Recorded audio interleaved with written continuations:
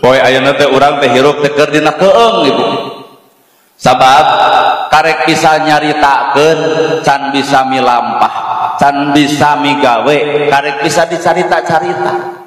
Maka hirup mah entong rasa maneh sampurna ku salat, tong boga rasa sampurna ku zakat, tong boga rasa sampurna ku ibadah.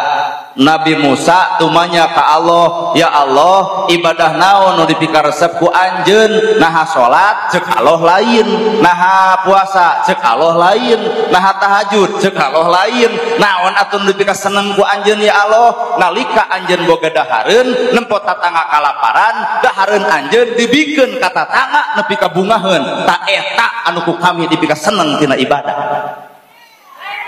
Lain wel eudeuh kitu moal. Ya, cukuring oge, salat urang teh geuning can nepi ka Allah acan.